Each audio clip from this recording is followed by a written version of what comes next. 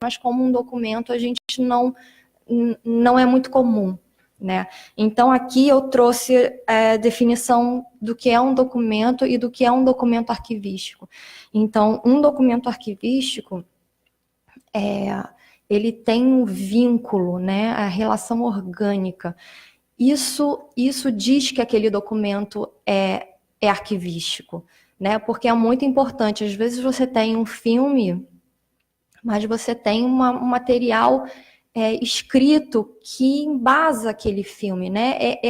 É um dossiê, ele faz parte daquilo dali. Então, você, às vezes, precisa do escrito que veio junto com o filme para poder embasar aquele filme, para dizer o que aquele filme é e dar as explicações. Então, como é que você vai fazer? Você vai tratar o filme diferente do...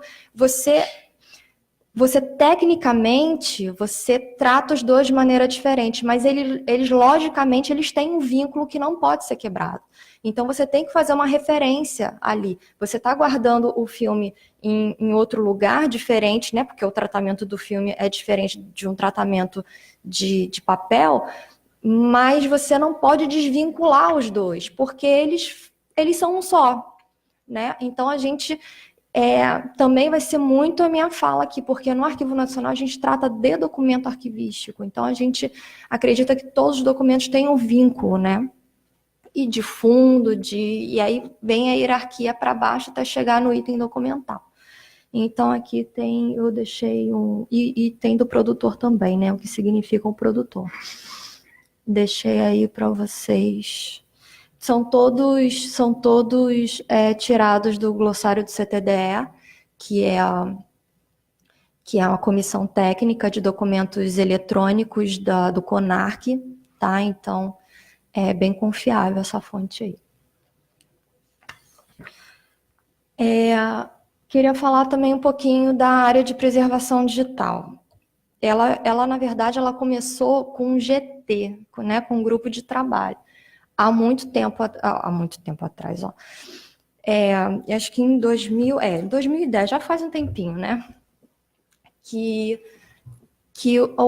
a equipe da COGED, da gestão, ela percebeu que o Arquivo Nacional já estava começando a produzir documentos digitais. E aí ela falou, poxa, como é que a gente guarda isso? Como é que a gente organiza?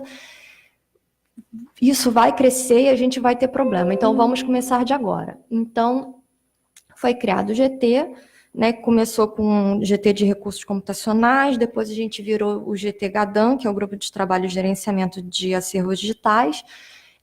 Era um GT que não era exclusivo, então as pessoas, os membros do GT trabalhavam, tinham seus trabalhos nas suas áreas, então eram demandadas ações para essas pessoas e às vezes, quando a gente se reunia, nem todo mundo tinha, de fato, completado as ações, porque as pessoas tinham outros trabalhos para fazer. A demanda foi crescendo e a gente viu que, de fato, a gente precisava de uma área dedicada a esse assunto. E aí, a gente criou, há quase 4 anos atrás, a área de preservação digital. E a gente só cresce desde então, né?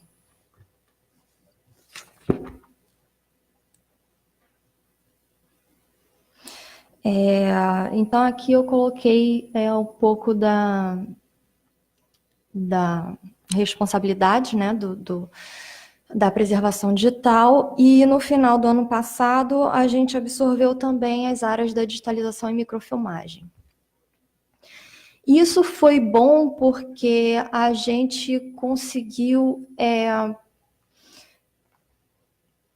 alinhavar melhor os nossos manuais, né?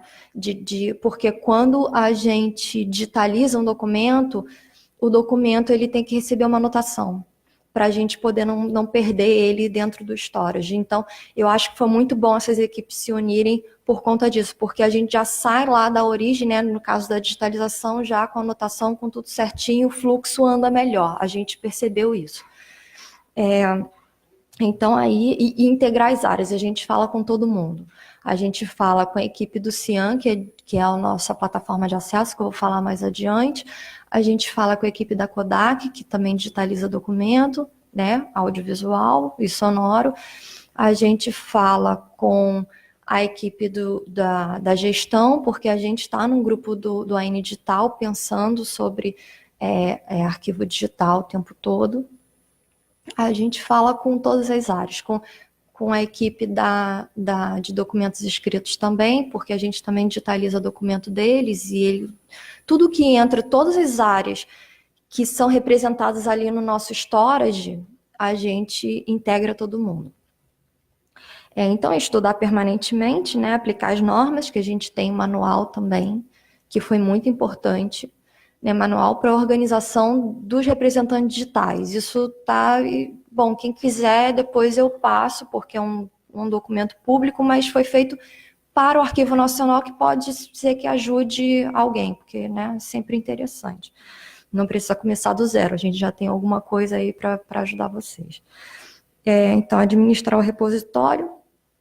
Hoje, a gente ainda não está com o repositório implementado, a gente tem um storage, um ambiente para o acervo, né? É exclusivo, é um ambiente fechado para acervo permanente. Então, a gente tem para acervo permanente arquivístico, a gente tem um outro ambiente para acervo digital de biblioteca e a gente tem um outro para acervo digital de trabalho administrativo. Então, a gente separou esses ambientes para a gente não ter uma mistura, né, e a gente conseguir ter mais controle. E esse ambiente, aliás, todos os ambientes digitais, eles são controlados, mas esse ambiente de acervo, ele é mais controlado ainda, em relação ao acesso. Então, não é todo mundo que pode gravar nele, não é todo mundo que pode movimentar o acervo de um lado para o outro, então a gente delimitou bem isso. A gente tem uma área, eu vou mostrar para vocês, a gente tem uma área específica onde as áreas técnicas têm acesso ali e elas conseguem manipular o arquivo, e as áreas também não conseguem uma manipular o arquivo da outra, então a gente delimitou esse espaço, e aí quando olha, o arquivo está ok, nominado certinho, não sei o que, eles avisam a gente passa para o ambiente principal, que é um ambiente definitivo, e ninguém mais pode mexer naquilo dali. Então a gente tem que ter esse controle. Eu vou mostrar um gráfico mais à frente, mas eu já vou adiantar que a gente tem hoje quase 57 milhões de objetos digitais no nosso ambiente de acervo, né? Contando com matriz, derivada, recolhimento, tudo. A gente gerencia hoje manualmente 57 milhões de objetos digitais. Então, se a gente não tiver o mínimo controle disso, é complicado, né?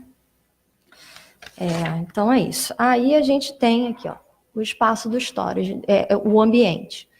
Então, o nosso ambiente, isso aqui, eu não expandi as caixinhas, porque senão ia ficar, muito grande, né? Então, isso aqui é a frente, né? Quando você abre o ambiente, você dá de cara com esses diretórios aqui.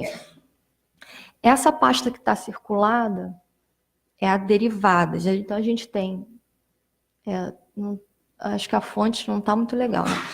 A gente tem o ambiente principal, a gente tem fundos em tratamento, a área de trabalho, que cada área técnica tem a sua caixinha, né? É dali que a gente tira os arquivos, né, os documentos para o ambiente definitivo.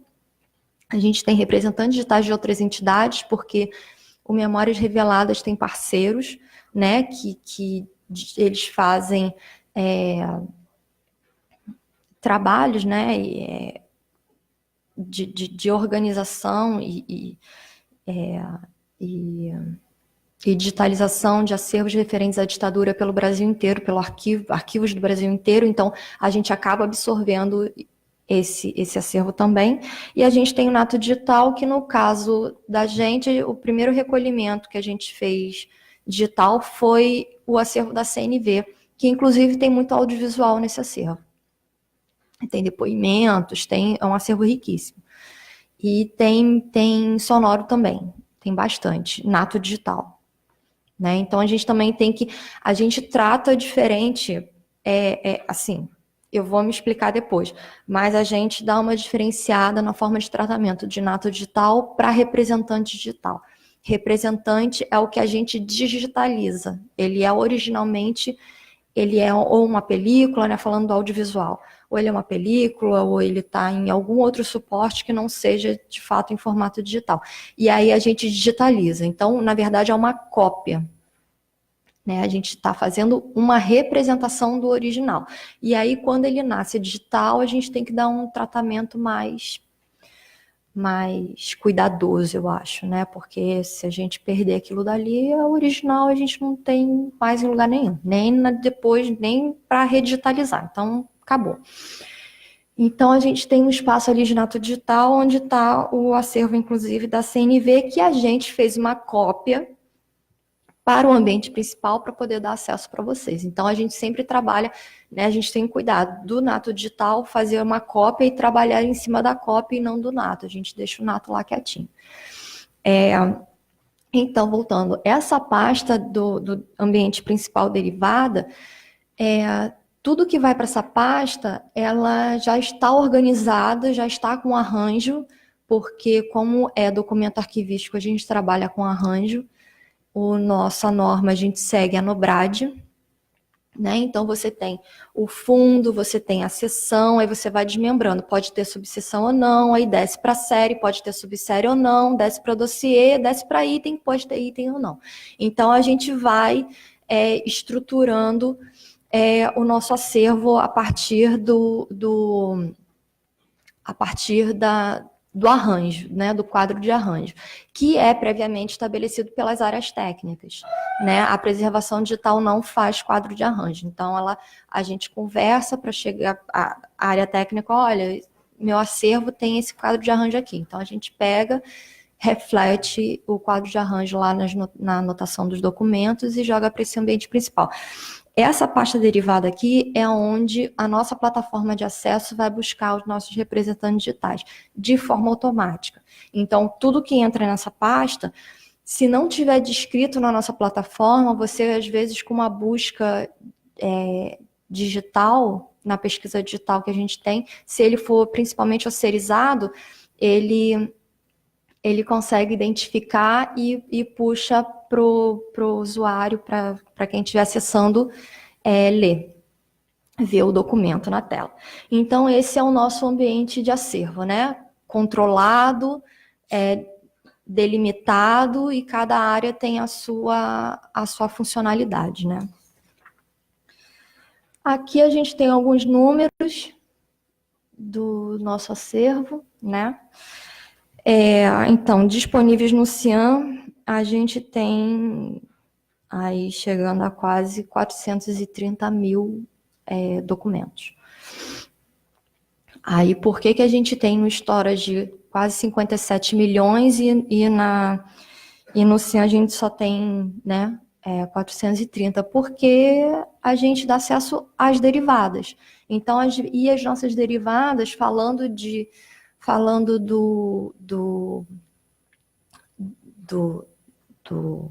textual, as nossas derivadas são multipáginas, enquanto quando a gente gera a matriz, a gente gera um TIFF, a gente trabalha com TIFF, a gente gera um TIFF por página. Então, cada página é um arquivo. Então, se a gente tem um processo de 20 páginas, a gente vai gerar 20 arquivos TIFF. E se a gente gera uma derivada, a gente vai gerar um PDF multipágina. Então, vira um arquivo só. Então, de 200 pula para 1. Então, por isso que esses números caem quando a gente fala da derivada. Disponível para o público, a gente tem 1.319.439. Por quê? Porque esses quase 425 são os organizados, são já descritos no Cian. Esse mais de 1 milhão é o que vocês conseguem acessar de casa pela pesquisa digital. Porque é o serizado, você digita a palavra, ele puxa o documento e joga para você na tela. Não necessariamente ele ainda está descrito, ele já esteja descrito no Cian, mas você já tem acesso ao documento. Então, a gente tem essa... E a gente evoluiu muito de uns tempos para cá, acho que de uns 3 anos para cá, a nossa TI trabalha incansavelmente para ajudar a gente a resolver aos melhoramentos, né, dos nossos sistemas. Recolhido, né, o da CNV, que a gente recebeu aqui 4 tera, né, quase 5 terabytes de documento de recolhido. Essa quase 5 tera foi uma produção basicamente digital por 2 anos. Então, daí a gente tira, de repente, uma perspectiva aí do que pode vir de recolhimento digital para a gente futuramente. A gente tem que estar preparado para isso. O audiovisual, então, a gente não consegue muito bem quantificar, né? Exatamente. Então, a gente tem uma estimativa. A estimativa são 100 mil rolos. E aí, mas quanto disso está digitalizado? Vamos pensar em 1%? É muita coisa. Não sei se a gente chega a 1% digitalizado disso. Porque até porque a gente precisa... A gente tem telecinagem para fita Betacam, não é isso? E aí, da fita Betacam, a gente consegue passar para outra mídia. O que está em película a gente não consegue, aqui dentro do Arquivo Nacional. A gente consegue, né, em empresas de fora. Né? Aqui a gente não faz, não trabalha com película, digitalização de película aqui dentro. Então, esses são os números aí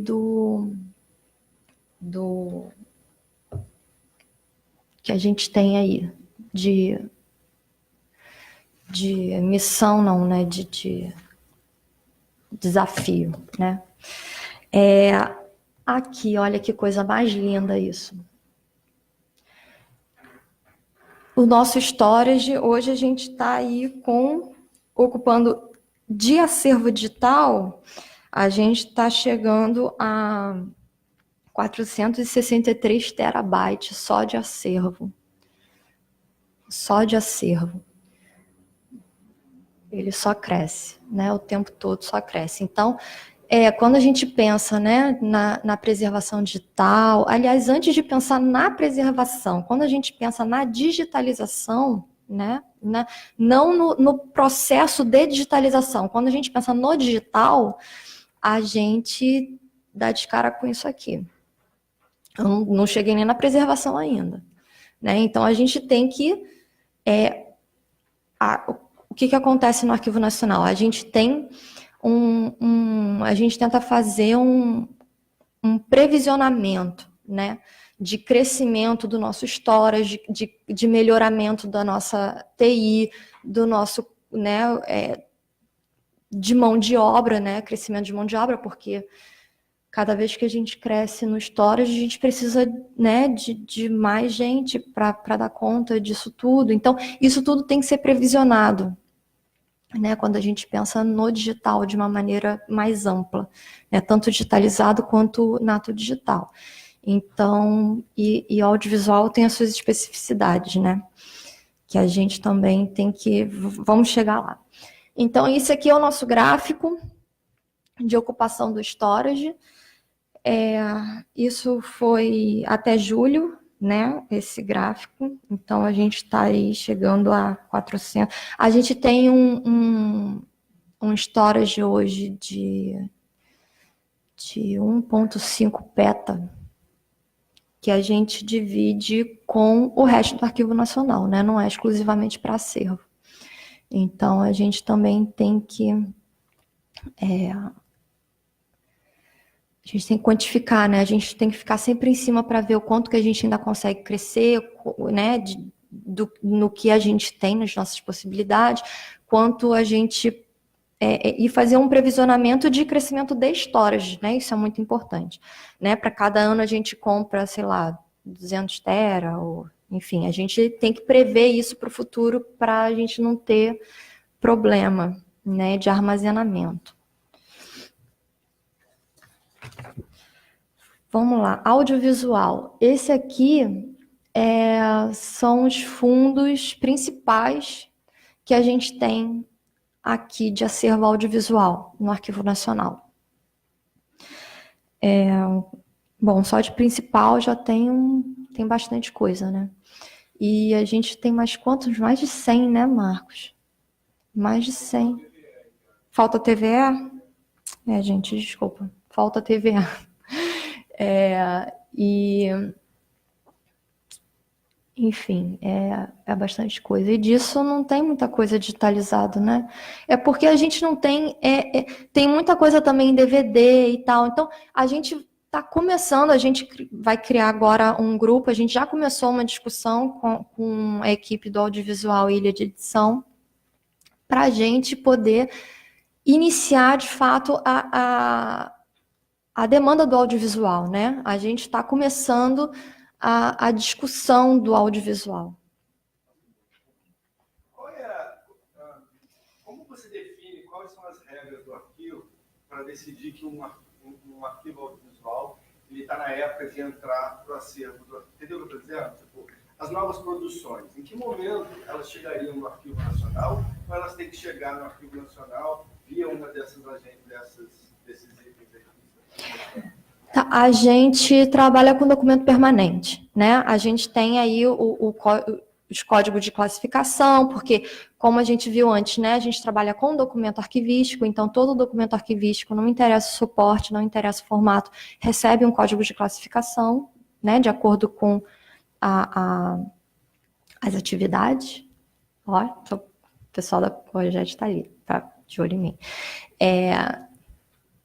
Então, e isso tem uma temporalidade. Esses documentos, quando recebem esse código de classificação, eles recebem uma temporalidade também. E através dessa tabela de temporalidade, quando ele entra no permanente, ele vem para o Arquivo Nacional. Entendeu? Então, e ele pode entrar por doação também. Se for vontade mútua, né? Se for interesse mútuo, né? Tanto da instituição que quer doar para a gente, né? Enfim, a gente também recebe de particulares, né? Quanto do Arquivo Nacional, a gente recebe como doação também. Então, aí já é também uma outra, mas recolhimento, quando a gente fala de recolhimento, a gente recolhe o permanente. Quando ele entra na fase permanente, a gente recolhe. Esses daqui alguns são até particulares, né? Não são recolhimentos. O FCB é recolhimento. Qual que é particular daqui? O MAN é particular. O MAN, na verdade, é um local onde vários acervos... Sim. Tem, é encarado pelo Arquivo Nacional como um acervo do MAN. Uhum. Eles estavam no MAN, então o MAN tem Roberto Farias, Ivan Cardoso, ele está sendo desmembrado, né, por fundo, né? Então o MAN ele tem vários fundos dentro e ele está sendo a equipe da Kodak está identificando os fundos que tem dentro desse acervo MAN para criar os fundos, né? De fato. Então esses são os principais fundos do audiovisual. Então vamos ao programa do AN Digital. Então, como eu falei no início, foi feito grupos de trabalho, foram feitos grupos de trabalho para discutir a questão do digital na instituição. E aí veio o AN Digital, que é um programa permanente de preservação e acesso aos documentos arquivísticos digitais do Arquivo Nacional. Então, é um programa que já vem desde 2010, ele já passou por várias etapas, desde levantamentos bibliográficos até indo até instituições para conhecer a metodologia das instituições, como é que elas trabalhavam, né, qual era a perspectiva e tal. Foi feito teste com o repositório Roda, inclusive, de Portugal, e a gente viu que não atendia a gente por conta da quantidade, do volume de documentos digitais que a gente tem, que a gente trabalha. Então, a gente pensou numa outra solução, que é o Arquivemática, que eu vou falar mais à frente. Então, o programa AN Digital é muito importante para a gente poder fazer justamente essa dar continuidade, né? Agora a gente está fazendo os testes no repositório, né? E a gente está vendo também como é que a gente vai fazer o link, porque de um recolhimento com repositório e do repositório com a nossa plataforma de acesso, a gente está pensando aí como é que a gente vai fazer essa interligação de sistemas, né, também. E é muito bom. Então, tem a definição de padrões, tem implementação de repositórios, aquisição de equipamento. Então, isso tudo vem do programa AN Digital. A gente faz reuniões semanalmente, inclusive com a Cotim, né, para a gente poder pensar, porque não tem como pensar em digital sem colocar a TI no meio. Então, a gente tem que trazer todo mundo para conversar, para a gente poder seguir na mesma direção. Vocês discutem sobre a questão da nuvem também? Se isso, eventualmente, poderia ser uma outra forma ligada ao que vocês já fazem de preservação digital? Para o Arquivo Nacional, a gente não pensa em nuvem, né? Porque a gente tem responsabilidade da custódia, a gente tem uma legislação por trás, né? Então, a nuvem, não sei até onde... A gente tem uma nuvem local, né? Mas nuvem, porque quando a gente salva em nuvem, a gente não sabe nem em que país está. E a gente está tratando de documento brasileiro, né? Nacional. E a gente tem responsabilidade sobre esse acervo. Então, assim... É um exercício também para vocês que têm acervo audiovisual na instituição de vocês, de verem essa questão também, entendeu? Questão legal, questão... que tipo de documento, né, vocês trabalham, se é um documento arquivístico, qual a responsabilidade em cima disso, né? Onde é que vocês vão salvar isso? A custódia, gente, é muito importante, né? Essa questão da nuvem, tem que pensar na custódia. Qual a responsabilidade da sua instituição em relação à custódia dos documentos que você é responsável? Enfim, entendeu? Então, quando a gente pensa em nuvem, E aí o servidor lá na nuvem, como o Orkut, não, hoje a gente não avisa todo mundo, olha, não tem mais. Se virem, procurem outro. E se a nuvem não avisar vocês? Entendeu? Salva lá na nuvem e aí. Então, assim, não é uma garantia, entendeu? Então, como a gente descartou nuvem por questões, né, de posição, né, do Arquivo Nacional dentro da esfera pública, a gente não é nem um assunto que a gente desenvolve tanto, né, porque a gente tem tanta coisa na verdade, para discutir, que a gente meio que deixou isso de lado, já decidimos que não e acabou. Mas, enfim, a gente pode conversar aqui horas sobre isso. A gente tem uma política, isso é muito importante. Quando a gente, antes de colocar em prática repositórios e tal, a gente tem que estabelecer políticas, né? A gente tem que sentar e ver, fazer o levantamento, né, do que a gente tem, das nossas possibilidades, das regras, sabe? A gente está falando digital. Aqui são 57 milhões de objetos digitais. Se a gente não tiver uma regra para isso, fora o que vem, né, recolhido, então, que a gente não sabe nem a quantidade disso. Então, a gente precisa de normativas, de políticas, né? É aqui na política que a gente vai definir isso, o que a gente vai preservar, né? Os metadados, o que vai ter no metadado, o que não vai. Aqui eu vou passar mais um. Aqui também está na nossa política. É um quadro de formatos que o Arquivo Nacional se propõe a preservar, né? Então, a gente tem o formato que a gente consegue recolher e que a gente dá conta de preservar. A gente pode receber, de repente, alguma coisa fora desses formatos? Pode, mas a gente precisa, antes de recolher, ver se de fato a gente não consegue, conversado, né? O nosso problema com formatos também é a questão do proprietário, né? Porque a gente tenta ser o mais aberto possível, porque proprietário é um problema. Porque o dia que a empresa proprietária resolver tirar de linha, a gente faz como? Né? Então, a gente tem que ter sempre open source, sempre aberto.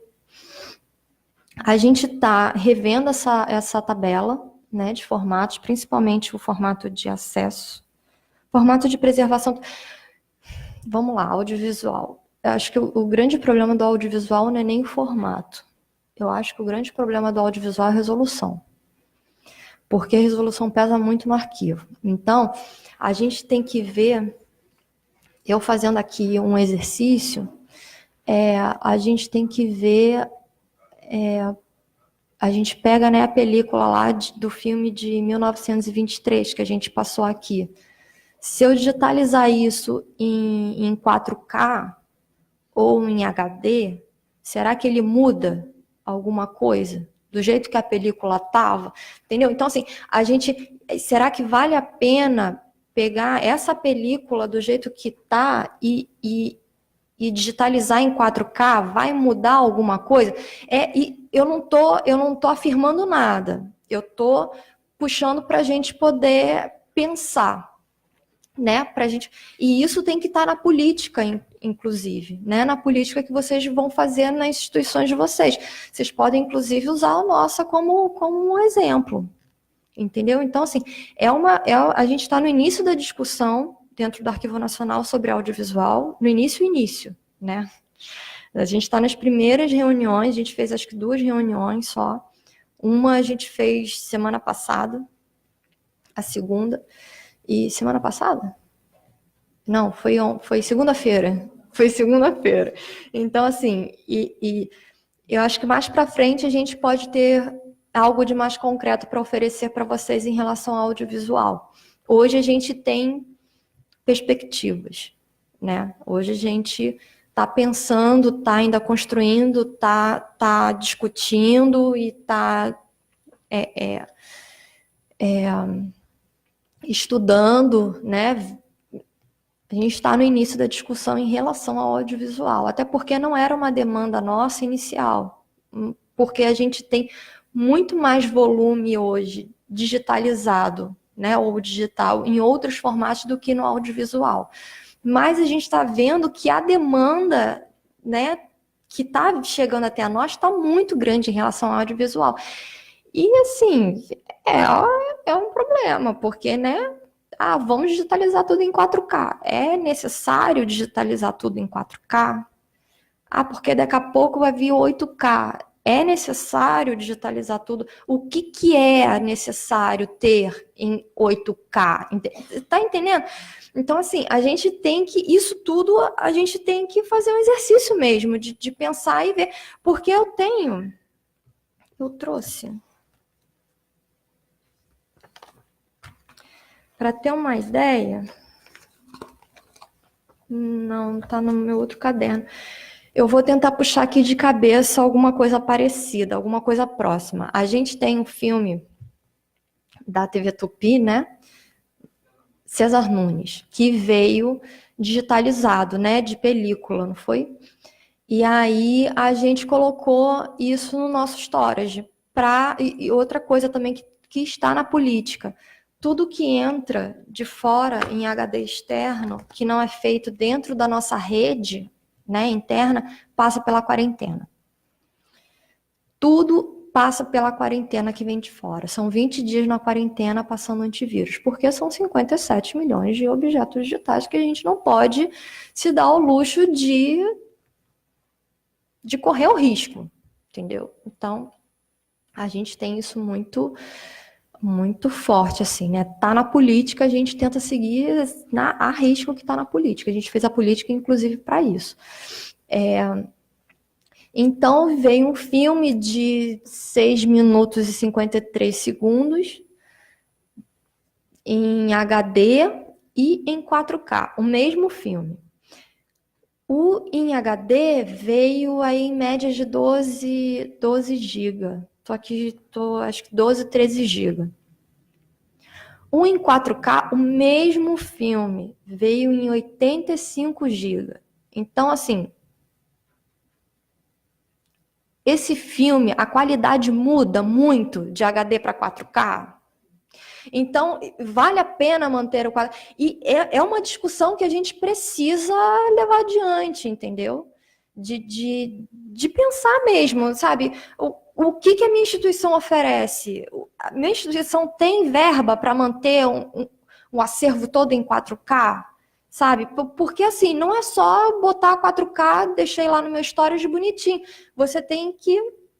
Isso cresce. Então, você tem que acompanhar o crescimento disso, né? O crescimento do acervo digital.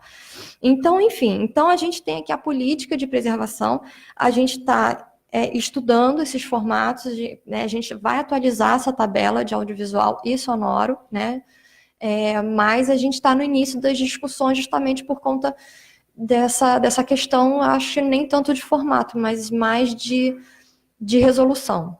E, nossa, mas deu um quiprocó na reunião que vocês não fazem ideia.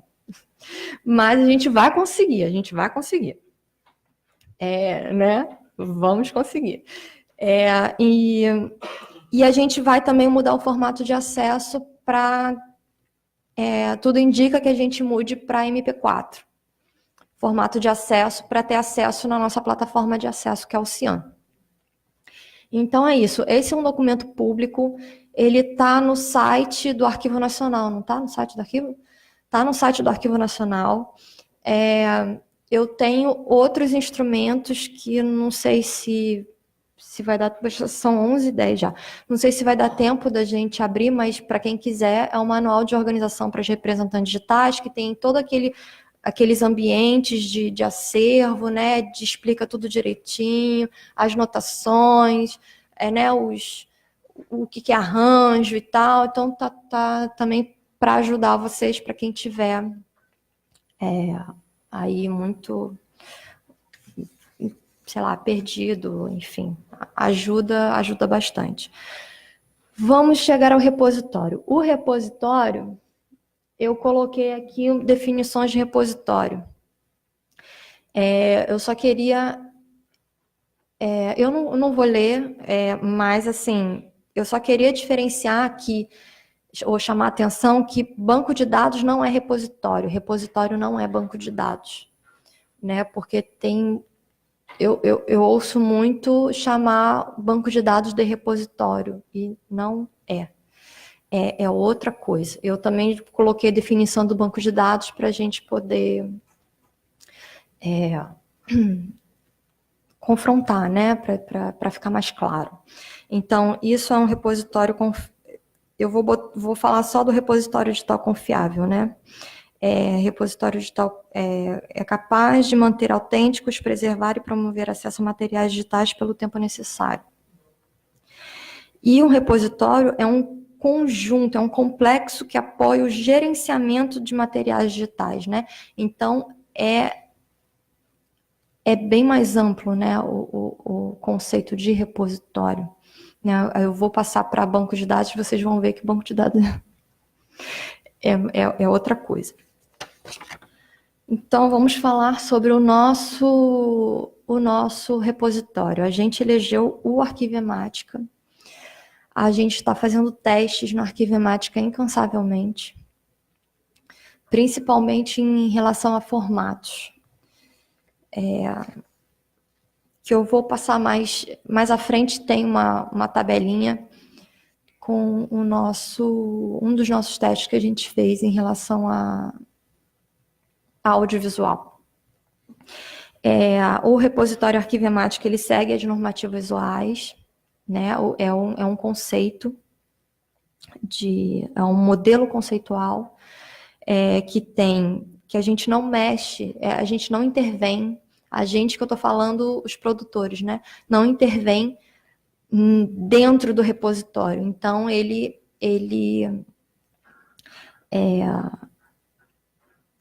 a gente tem uma presunção de autenticidade maior, né? Porque não tem ali a intervenção dentro, ele é blindado, né?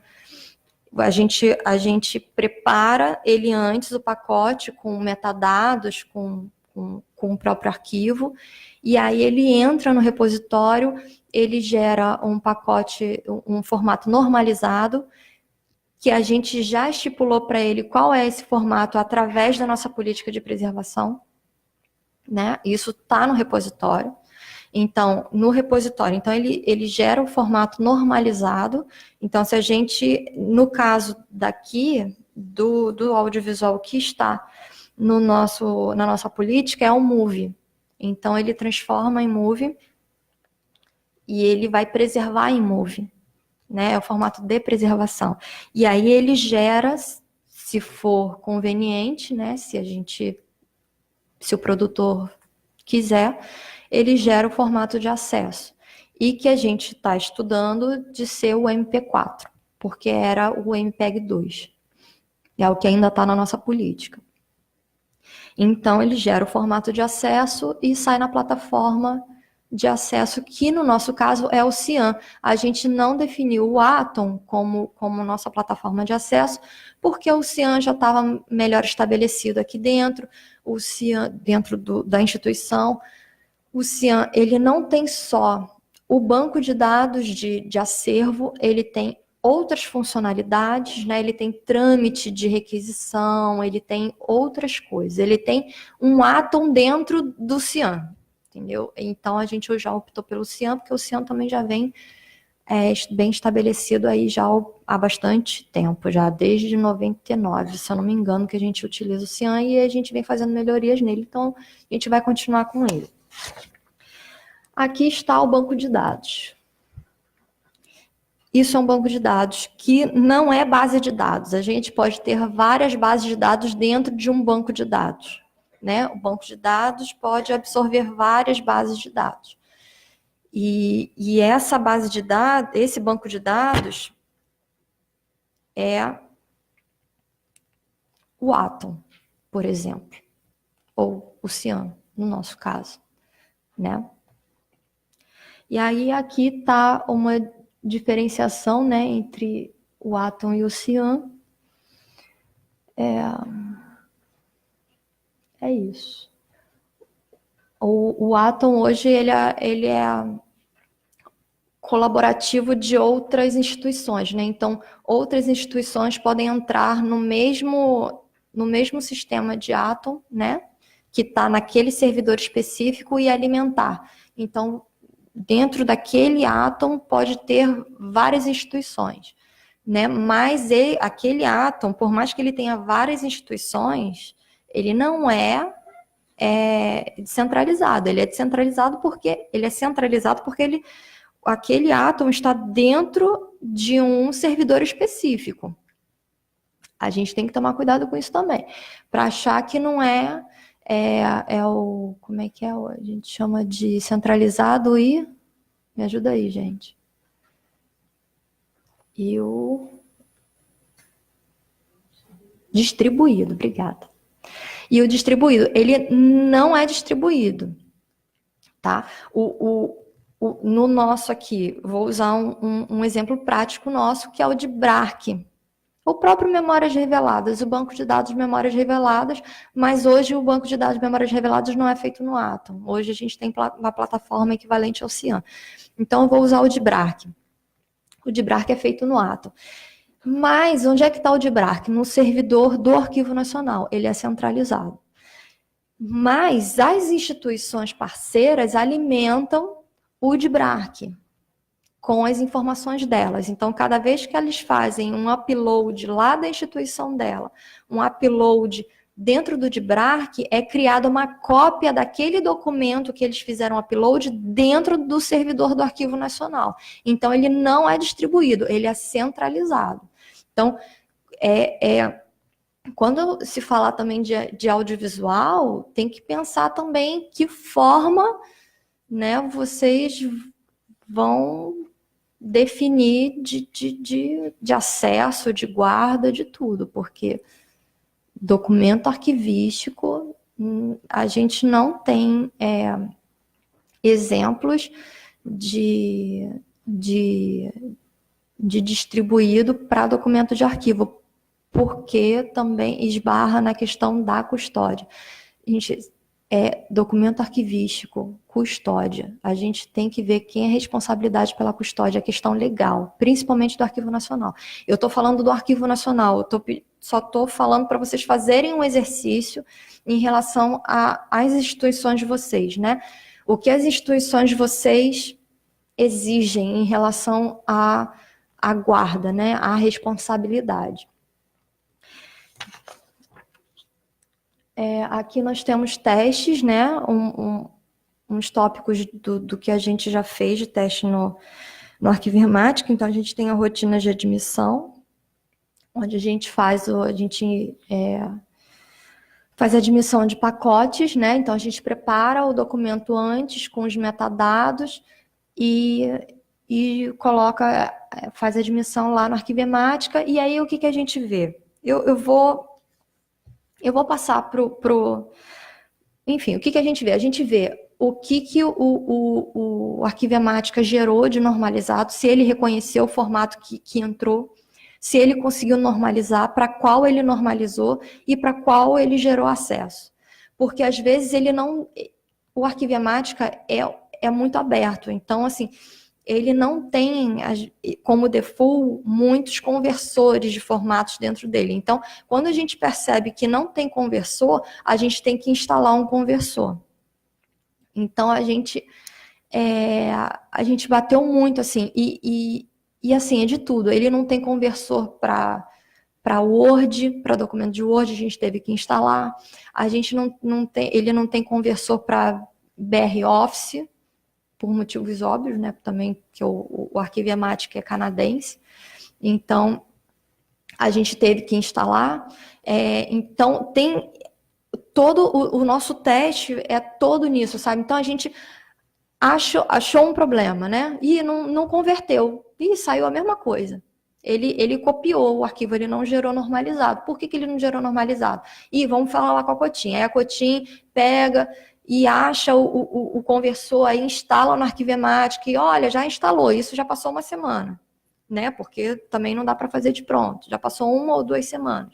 Aí a gente pega e faz o teste de novo e olha, ainda não está legal porque agora falta o conversor para derivado. Aí, entendeu? Então, e isso você imagina a quantidade de formatos que a gente tem hoje disponível, né? Por aí. Então, como a gente tem Aí voltando, né, a nossa desculpa por não ter nos dedicado tanto ao audiovisual, porque hoje a gente tem uma demanda muito grande de outros formatos, inclusive do ponto doc, que não tinha formato, não tinha conversor no arquivo Irmático. Então, assim, são coisinhas, sabe, que quando a gente vê, e a tecnologia, né? E a gente depende de outros setores, aí depende de instalar, aí dá erro, aí volta lá e chama a Cotim de novo, né? A TI. E, ó, deu problema aqui. E por que deu problema? Vamos investigar. Então, não é uma coisa que se resolve em uma semana. Às vezes, a gente dura 1 mês para resolver, né, alguma questão. Ou mais, né? Dependendo do problema que a gente encontrar. Então, assim, não é uma solução simples, é uma solução possível, né? É o que a gente tem hoje, mas não é simples. Então, assim, façam a política, estudem as instituições de vocês, vejam as necessidades de fato, né? Do que é, do que não é. Porque esse é o pontapé inicial, né? Antes de querer sair digitalizando tudo, antes de querer, vamos preservar tudo, vamos digitalizar tudo, vamos ter É custo, sabe? É custo de pessoal, é custo de equipamento, né? E custo de manter aquele equipamento e manter o pessoal, enfim. São muitas questões quando a gente fala de preservação, e eu não estou nem falando especificamente de audiovisual, eu estou falando de uma maneira mais ampla. Então, os metadados a gente coloca em CSV, a gente fez teste também com XML, mas a gente, né, estabeleceu que vai ser formato CSV, que é colocado junto com o arquivo dentro do repositório. Aqui está uma tabela. Nossa, Nossa, ficou horrível, né, gente? Desculpa. Ficou uma tabela de teste. Isso foi no início dos nossos testes. A gente tem o tipo de objeto, então a gente tem se é áudio, se é audiovisual, a gente tem extensão. Ali em cima a gente tem MP3, MIDI, Movie, Wave, MP4. A gente tem o ingest, o nome que a gente deu para o teste, né, para o pacote que a gente criou. A gente tem o que o Arquivemática gerou. Não, a gente tem o IP que ele criou. Fala aí. A gente tem o que está na política e o que o Arquivemática criou. Ah, é, porque eu estou vendo em preto e branco. Então, aqui a gente tem, aí na tabela, a gente tem o de preservação, né? Não, ali do lado. O que está na nossa política, né? E o que o Arquivemática gerou. Não é isso? E o DIP também. O DIP que está na nossa preservação e o DIP é de acesso. O IP é preservação, tá? São os pacotes, os formatos que ele gera. E aí a gente conseguiu, ó, na nossa política, o MIDI, ele transformaria em AVE, ele transformou para NC. Para NC é porque ele não transformou, né? Ele não transformou. Pois é, ele não converteu, ele não, e aí a gente teve que puxar um conversor para MIDI, não foi? A gente conseguiu o conversor do MIDI? São necessários Dois conversores. Só do MIDI, né? Só do MIDI. Então, pois é, então foram necessários 2 conversores só para converter um MIDI. Né? Então, assim, não é simples, gente. Não é simples. Não vou dizer para vocês que até o fim do ano, quem começar agora, o fim do ano já tá, já... Não vai estar. Mas é começar, cara, porque é o que a gente tem. É o que temos hoje. Então, esse foi a tabela que a gente usou inicialmente para fazer os testes no repositório. Deixa eu ver o que eu tenho mais. E já finalizando, aqui eu trouxe uma para a gente analisar, né? Na verdade, é um passo a passo para a gente começar a pensar em preservação, né? Para se pensar na finalidade da instituição, né? Da guarda do acervo que a instituição de vocês tem como responsabilidade de guardar, de gerenciar, de dar acesso. A expectativa do usuário, né? Porque a partir da expectativa do usuário, vocês vão conseguir planejar melhor a política de preservação de vocês. Estabelecer uma política institucional antes de qualquer coisa, né? Que é na política que vocês vão estabelecer o formato, a maneira que... Depois eu posso até ler mais ou menos só os tópicos do que tem na nossa política para vocês verem até onde abrange pelo menos a nossa política de preservação digital. Tem que ver, né, a estrutura tecnológica, se é possível manter uma estrutura, ter uma estrutura e manter uma estrutura. Eu acho que é mais difícil manter do que ter, né? Porque esse ano não tem dinheiro, aí ano que vem talvez tenha, e aí a gente, né, e esse ano não dá para comprar, talvez no próximo, aí chega o próximo, a gente também não sabe, então a gente tem que prever isso tudo. Tá? Principalmente como instituição pública. Instituição pública, a gente tem que sempre jogar lá na frente, para a gente não passar perrengue.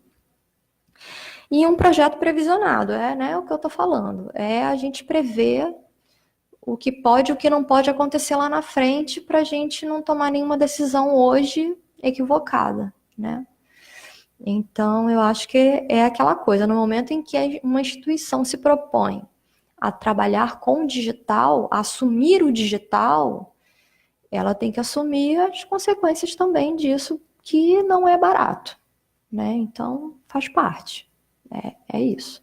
A gente não tem como começar, vamos começar tudo com digital e depois esquece, a gente não tem mais dinheiro, pega o digital todo e guarda num canto. Não é uma sala que a gente deixa num cantinho, né? Enfim. E para finalizar, a gente tem os desafios aqui da instituição, né? E aquisição de mais equipamentos, né, para a digitalização do acervo audiovisual, né, a melhoria, né, dos nossos equipamentos, né, a integração do repositório Arquivemática com o Cian. Hoje a gente faz os testes no Atom, né, Arquivemática Atom. A gente está estudando mesmo a integração do Arquivemática com o Cian, porque é através do Cian que a gente vai fazer um recolhimento, que a gente vai... E o Cian é mais complexo que o Atom. Então, e como o Arquivemática e o Atom já foram feitos um para o outro, né? Porque é a mesma instituição, eles são produzidos pela mesma empresa, né? Que é Artefactual. Então, a integração foi muito mais fácil. Então, a gente está estudando essa integração com o Cian. O aumento de investimento na TI, porque a gente precisa de mais analista para dar conta, inclusive, da integração, né? A gente precisa de mais pessoal, a gente precisa crescer o storage, a gente precisa, né? A gente já está quase na metade do storage só com acervo, né? Então, a gente não pode ficar preso a isso, a gente precisa pensar lá na frente, sim, né? De todo ano crescer pelo menos um pouco no storage. E mão de obra especializada, que hoje em dia, né, as pessoas estão começando a prestar atenção nesse assunto, mas ainda não é um assunto muito bem estudado, né? Então a gente precisa estudar mais né, tem muita coisa ainda aí que a gente nem... que vai surgindo, à medida que a gente vai estudando, a gente vai problematizando mais coisas e tentando resolver, né, outras questões. Então, assim, é isso que eu quis trazer para vocês, né? Esse aqui é a equipe de teste, que na verdade é a equipe de... essa galera faz parte do comitê executivo do AN Digital. Tá aqui o Alex também, que está dando apoio para a gente no comitê executivo, né? E é isso, gente. Eu tenho mais um vídeo, eu passei no início, não sei se, acho que nem todo mundo viu, eu passei no início um vídeo do funeral do Rui Barbosa, que foi um filme de 1923, sem som, né, mudo, mas bem interessante também para a gente ver o que a gente, né, o que a gente precisa, o que a gente tem de trabalho aqui para manter isso tudo vivo, né? E a gente tem um filme de 72 que fala da escola polivalente. Não sei se vocês querem assistir. Que é interessante para, né, para ver também um pouco né, do nosso trabalho.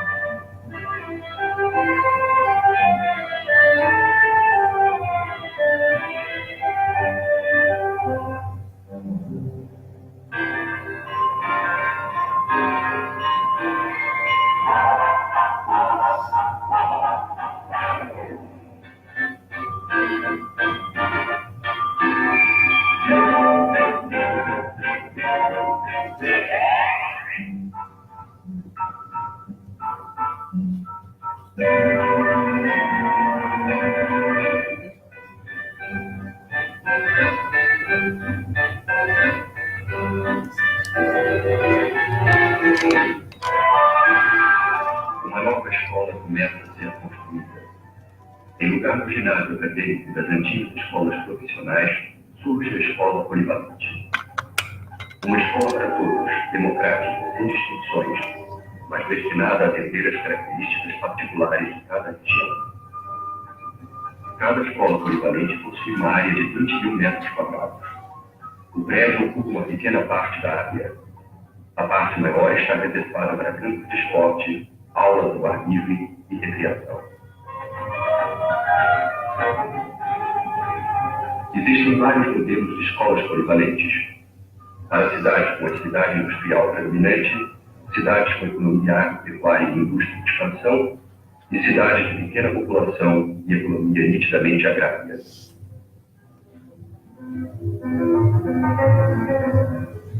O currículo escolar inclui um duplo básico abrangendo as matérias: comunicação de expressão, ciências sociais e ciências.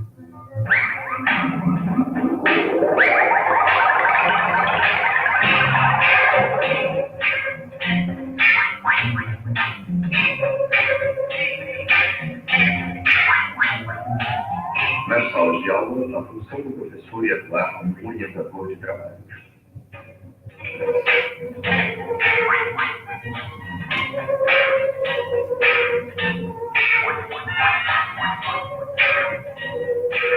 Comumente, a turma se divide em grupos de estudos e cada grupo organiza suas próprias pesquisas, prepara trabalhos e utiliza os equipamentos e recursos didáticos disponíveis.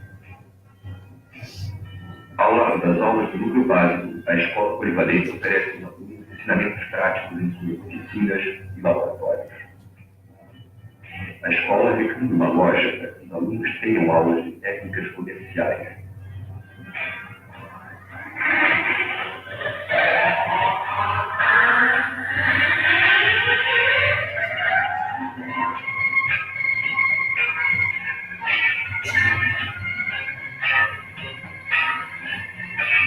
O importante é permitir que os alunos testem suas aptidões.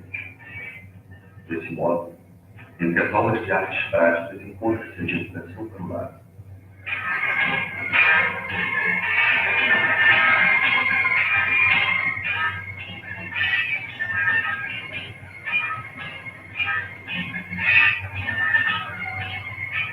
O importante é o ensino, onde a atividade não esteja dissociada das atividades práticas exigidas pelo grupo social.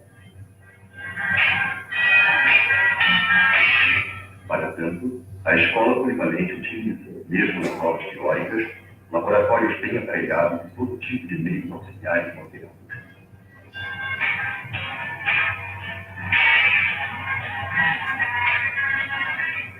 O importante é permitir que os alunos possam receber uma formação especial que os prepare para a comunidade, como acontece nas oficinas de artes industriais.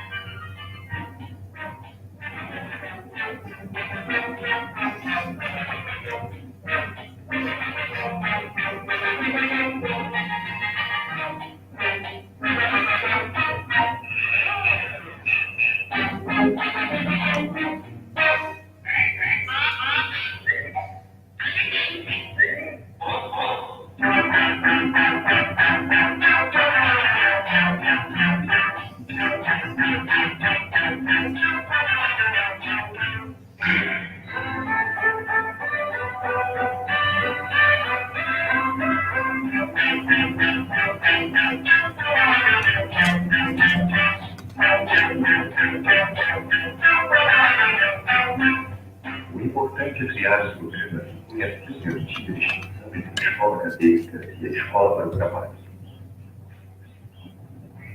Nas 4 séries finais das escolas polivalentes, os alunos encontram oficinas onde podem se familiarizar com as principais atividades econômicas da cidade.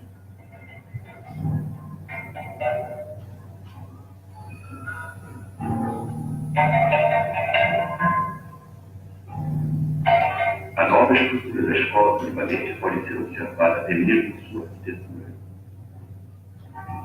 O prédio central ocupa parte da área e em torno estão as terras reservadas às aulas práticas de técnicas agrícolas.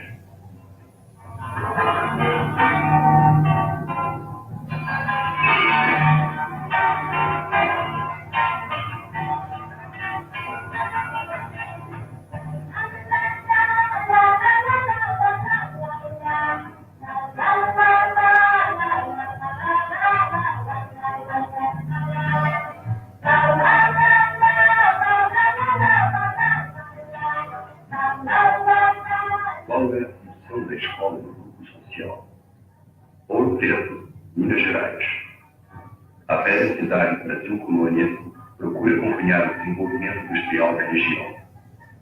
E a escola polivalente integra os alunos dessa nova comunidade de transformação.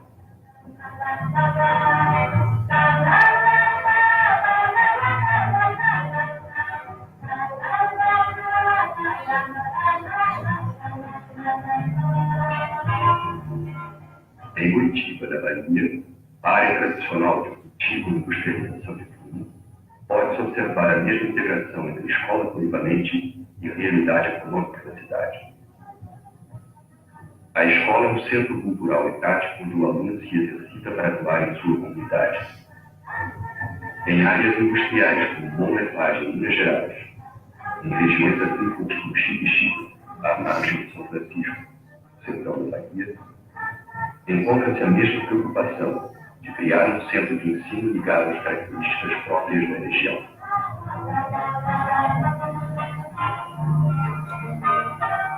Na Bahia, como em Minas Gerais, no Espírito Santo como no Rio Grande do Sul, as escolas polivalentes buscam integrar os alunos à paisagem socioeconômica das cidades.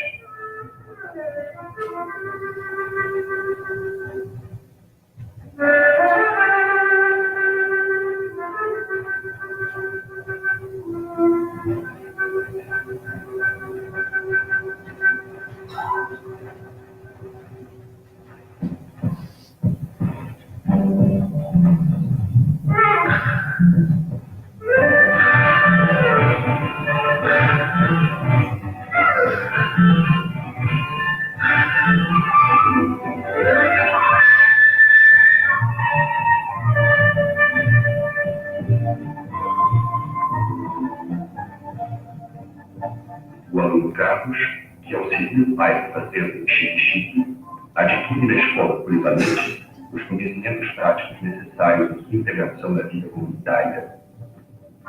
E são esses conhecimentos que podem torná-lo participante na transformação econômica da região. No centro cultural e esportivo, a escola é um fator fundamental para a integração do aluno em seu grupo social. Ela o prepara para uma sociedade em que a ideia de desenvolvimento ocupa um lugar de destaque.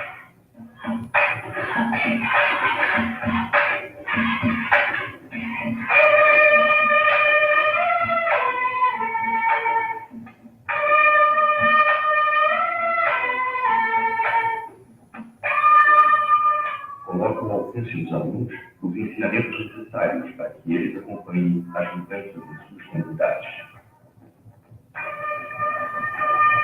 Um centro cultural e um centro de integração. A teoria e a prática passam a ser uma coisa só. A escola forma-se a vida. A escola se integra à cidade. A cidade vem da escola.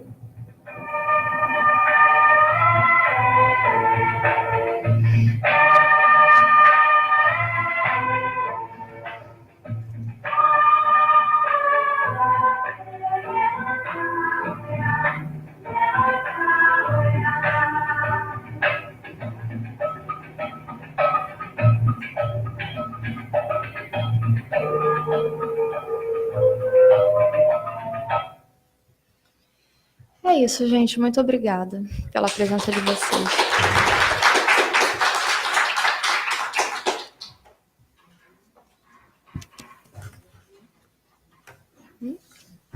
Aí que eu vou abrir para perguntas.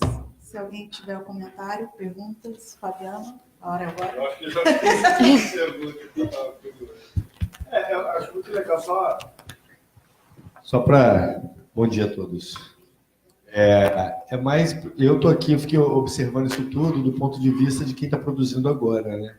E a gente realmente enfrenta essa grande dificuldade. É muito bom saber disso. E saber que existem essas formas e... Por exemplo, eu sei que eu faço tudo errado em casa, na empresa. Isso já sei há um tempo, porque eu já convivo com vocês aqui, já me puxaram a orelha já tem um tempo. Desde quando a gente fez lá o manual do Barbosa, do meu sobrinho. Enfim, é muito difícil para a gente mesmo, principalmente para o produtor independente, que está fazendo cinema agora, audiovisual, enfim, documentário e tal, porque a gente... Uma é falar de dinheiro mesmo, né? Você chega lá no meu escritório, na minha ilha de edição, você vai ver, eu acho que uns 15 HDs externos. E já começa errado que está tudo no mesmo lugar, não tem backup de nada, então se aconteceu alguma coisa ali, já foi toda a minha vida embora, entendeu?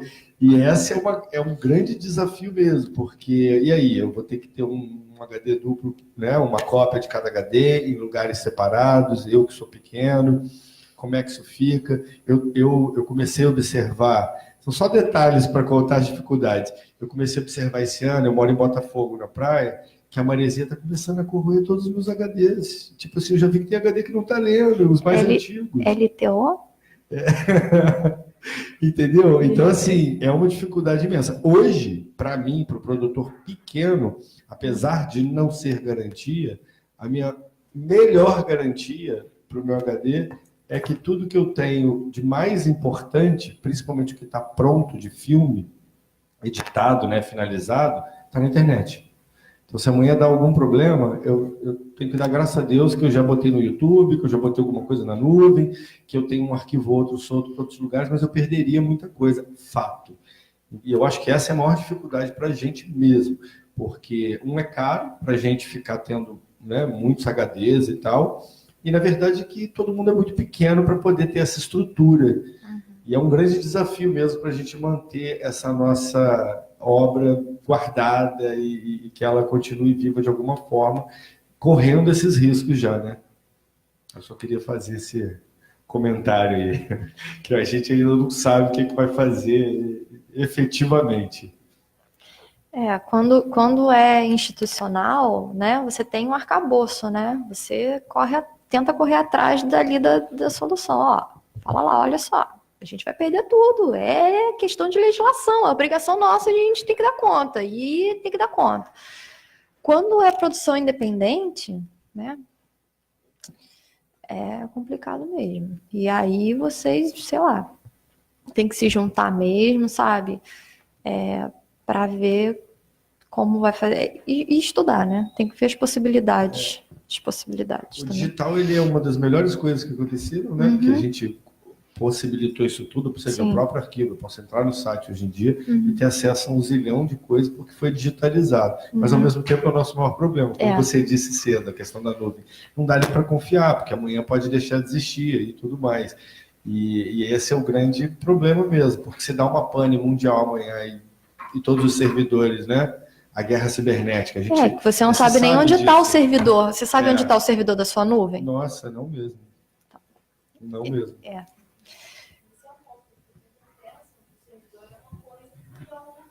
Exatamente.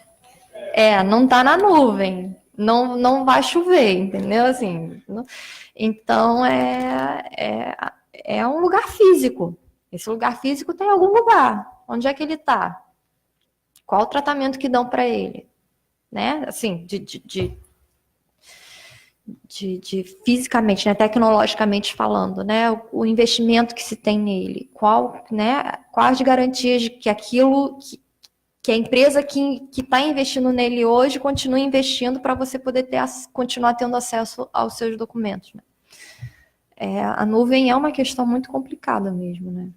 Mas, né, para a produção independente é a mais barata, né? É a mais viável. Então, você talvez replicar em várias nuvens diferentes, tomar cuidado para as nuvens diferentes não ficarem no mesmo servidor, né? Porque às vezes é só o nome, né? Olha aqui, né? Mas aí quando você vai ver, tá no mesmo lugar, né? Enfim. É complicado mesmo.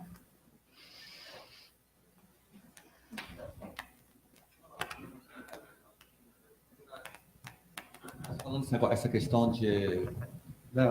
problema da nuvem, no caso do audiovisual, a gente tem uma urgência na digitalização desse material, na melhor qualidade possível,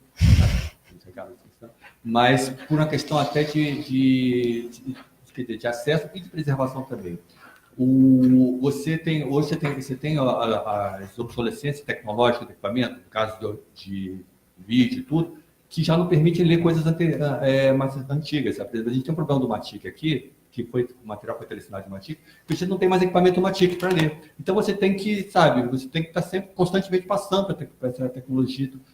Então, vira esse problema. No caso até desse filme do César que a gente botou, existe problema de obsolescência química. Esse filme já entrou no processo de vinagramento, ele está cheirando vinagre. Então, ou seja, o relógio dele já está contando Já tá e ele vai se perder, sabe? Porque é um processo reversível.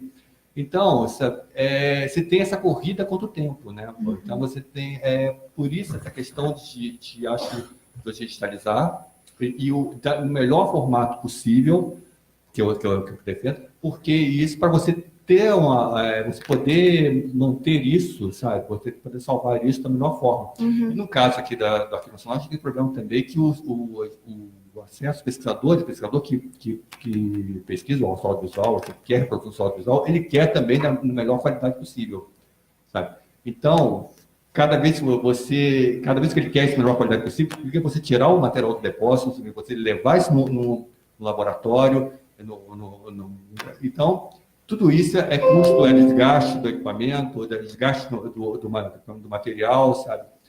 É por isso que a gente tem que ter, sabe, a política definir padrões, para evitar o máximo possível que esse material seja retirado, sabe? Retirado mais, o pesquisador vem aqui, pede isso, aí vem o outro, pede a mesma coisa, sabe? Imagina, tirou a gente fez um HD, aí o outro vem e pede 4K, sabe? Então você não, sabe, aí você está tirando o material, tudo. E amanhã, no futuro, se pedir 8K, vai ter que tirar de novo, não tem jeito, sabe? Não. Então, sabe, claro. Essa é a discussão. Sim. Mas, enfim, a gente tem esse problema da vida útil do material, sabe? Que o filme ele se deteriora, ele se perde, sabe, com o tempo, e o vídeo ele tem uma obsolescência tecnológica. Não, claro, perfeito. Mas, assim, o que a gente precisa definir é até onde a gente alcança. A gente, como instituição pública, a gente não consegue, né? E os recursos que a gente tem ou não, a gente não consegue, de repente, dar o máximo que a gente é exigido. Então, a gente tem que ver o que é possível, né? Porque aquele filme, né? Até esse filme, o último, a gente exibiu aqui em MP4. Esse filme aqui exibido em 4K iria mudar muita coisa? Entendeu? A gente tem que pensar... Não, eu não estou definindo nada, Marco, pelo amor de Deus. Eu não estou definindo...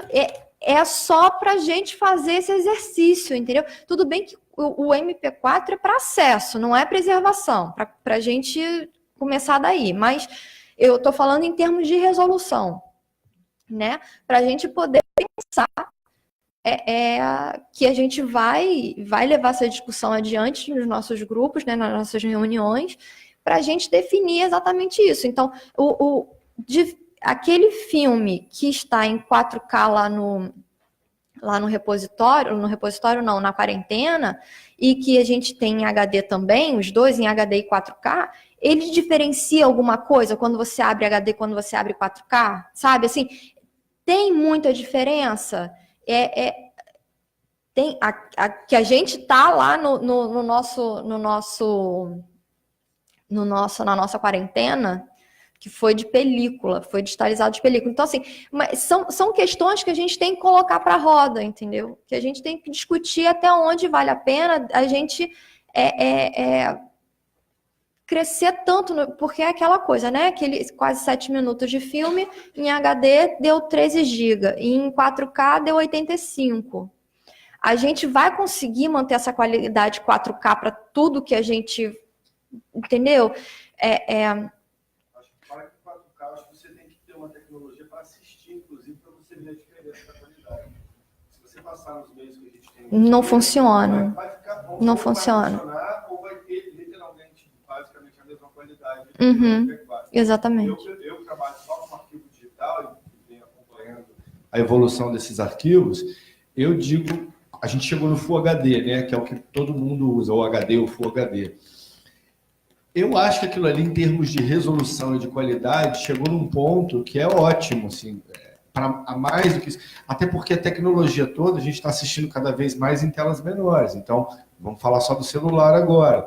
Mesmo na televisão. Então, o 4K, para mim, só faz sentido, né, se eu for usar ele em grandes telas, em projeções muito grandes. Fora isso, eu não vejo, eu sei que existe a diferença técnica, mas assim, em questões de percepção, de assistir, eu não vejo muita diferença, a não ser que você tenha a tecnologia.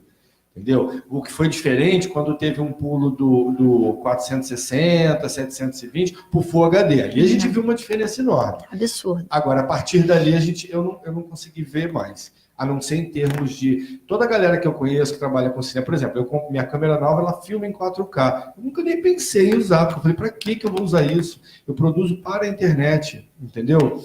Isso vai me ocupar, assim, como você disse, um espaço enorme que eu já tenho dificuldades por ser pequeno. Imagina se eu for fazer tudo agora em 4K. Até porque a produção é maior agora, justamente por ser digital. Então, você ainda produz muito mais arquivos. Para ter, né? O famoso, eu vou fazer, em vez de fazer 2 takes dessa cena, eu vou fazer 8 takes dessa cena para depois eu ver. Então, isso também atrapalha na hora da produção, da gente, né, no caso.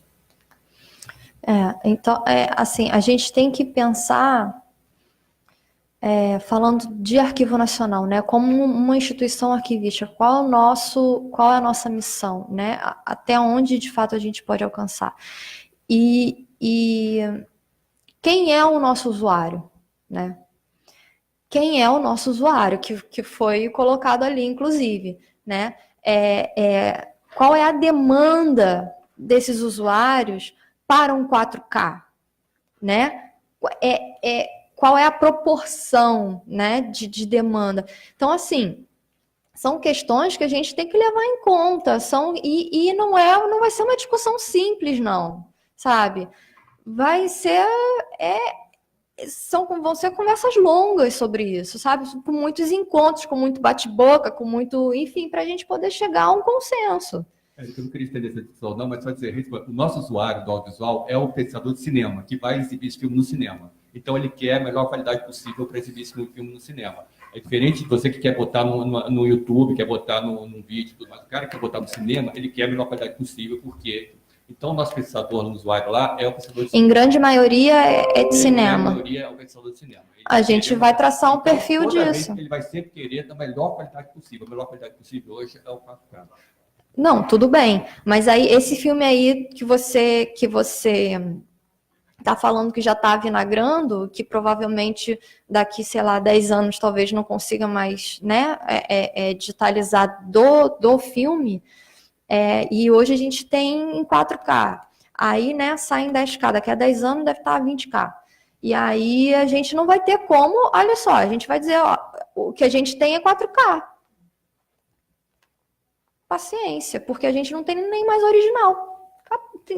Você está entendendo? Então, assim, como amanhã vai estar em 20K, que a gente não vai poder mais oferecer para ele, de repente a gente já tem, inclusive, acervo que está em HD, que a gente não pode mais. Olha só está em HD e, desculpa, não tem mais. Acabou.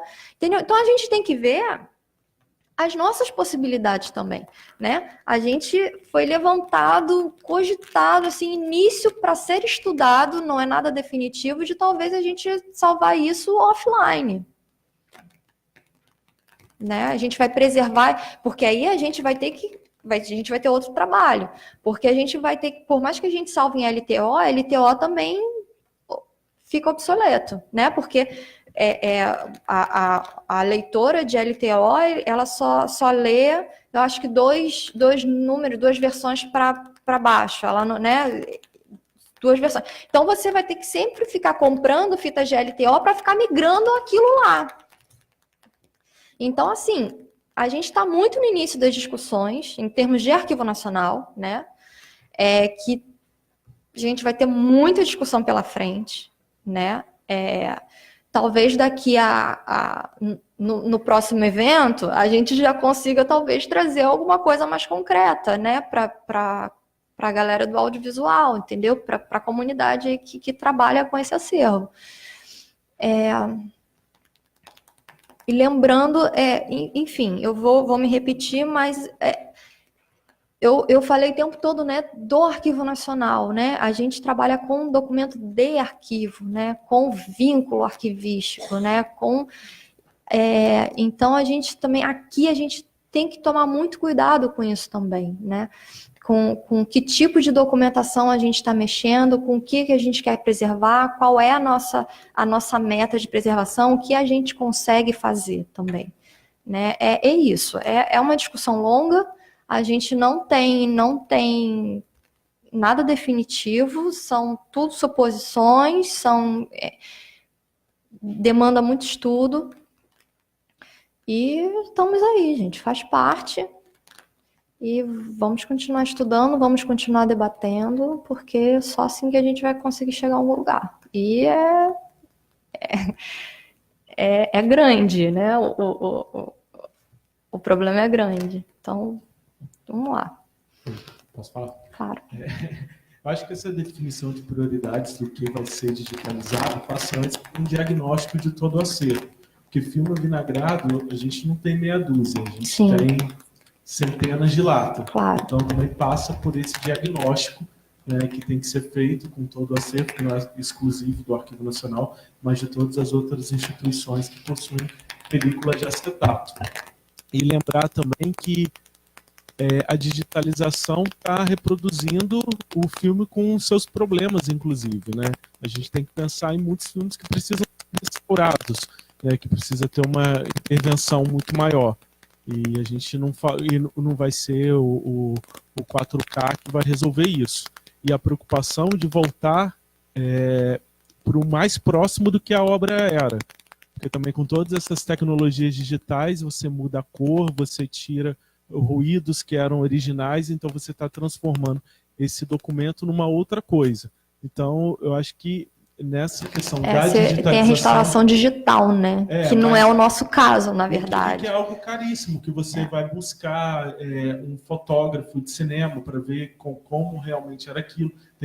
Tem que ter pesquisadores, senão você transforma em uma outra coisa. Essa discussão foi muito grande na época do projeto de restauração do Joaquim Pedro de Andrade, o filme Macunaíma, que várias pessoas que tinham visto o filme quando ele estreou, viram depois o projeto de restauração, falaram, esse é um outro filme, né? Transformaram numa outra obra. Então, isso também é uma questão que a gente tem que discutir. E no âmbito do Arquivo Nacional, dizer que é novo porque a gente não tem a tecnologia aqui instalada, a tradição do papel se impõe aqui, a característica do documento de papel de ser de defesa de direitos, de prova, também faz com que recursos estejam destinados mais para isso, né? Então, o investimento mesmo tecnológico que existe já para digitalização de papel, de fotografias, e a demanda mesmo dos produtores é que tem feito com que a gente reflita sobre isso e busque esses padrões, né? E a comunidade também espera isso da gente, né? Entro em contato com o Arquivo Nacional, como que vocês fazem? Qual o melhor formato para preservar? E a gente precisa tentar buscar essas respostas. A gente precisa dar uma resposta. E dialogando um pouco com o que ele falou, essa semana eu participei de uma reunião de um GT de preservação, digitalização e difusão de conteúdo audiovisual. A Cinemateca Brasileira também não sabe dar uma resposta. A Ancine também não sabe, porque ela precisa buscar esses padrões para quando recebe as obras na prestação de contas. Então, cada produtor tem entregado de um jeito, né? Isso tem sido um grande desafio para eles, e não sabem como preservar isso ainda. Então, eu acho que está tudo muito novo, mas que depende mesmo disso que você falou o tempo todo, de estudo, de pesquisa, de testes, né? Porque a gente está pensando naquilo que tem que ser preservado. Exatamente. A película, hoje a gente sabe, se elas estiverem em condições ideais de temperatura e umidade, você consegue prever que pode durar 100 anos. Você consegue ainda ver um fotograma a olho nu, né? Já aquilo que está no digital, ainda não, né? Então, a gente tem que pensar em tudo isso. Não fiz pergunta. Isso aí. Não, mas foi ótimo.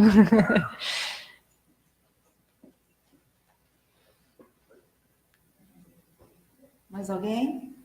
Não? Fabiano vai. Eu queria, só para Bom, gente, só para a gente encerrar aqui, queria agradecer muito. Obrigada. É sempre maravilhoso a gente poder sentar e discutir esse tipo de coisa, principalmente voltado aí, envolvendo ao cinema. A gente hoje está fazendo parte aqui dessa parceria do nosso festival Cubo de Cinema, é o 5º festival que está acontecendo, né? A gente tem 6 anos, eu queria convidar todos para depois darem uma olhadinha, nós somos totalmente digitais, eu vou só jogar uma bola aqui.